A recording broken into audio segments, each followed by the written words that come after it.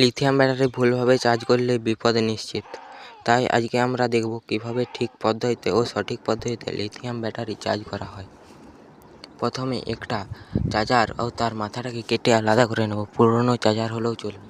এরপরে চার্জারের প্লাস তারের সঙ্গে লিথিয়াম ব্যাটারির প্লাস তারে জয়েন করতে হবে ঠিক ভালোভাবে। ভুলভাবে করলেই বিপদ। চার্জারটা ঠিক করবে। 3.7 ভোল্ট ব্যাটারির জন্য 4.5 ভোল্ট চার্জারের প্রয়োজন। চার্জার নিতে হবে T40 থেকে 56, যে কোনো চার্জারে করলেও হবে। এরপরে চার্জারের মাইনাস তারের সঙ্গে লিথিয়াম ব্যাটারির মাইনাস তারে জয়েন করতে হবে।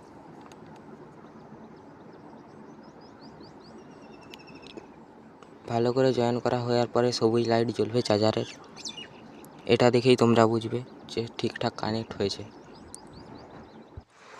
এরপর সরাসরি বোর্ডে নিয়ে আসবে, 5 পিনে গুঁজবে চার্জারটা।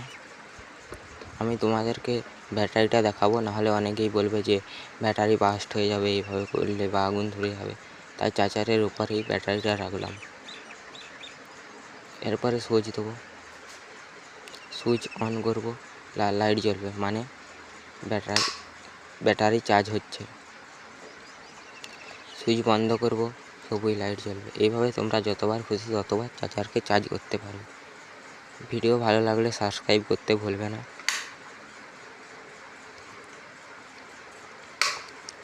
একটা লাইক দেবে, তোমার একটা লাইকই আমাদের আগামী দিনের শুভেচ্ছা।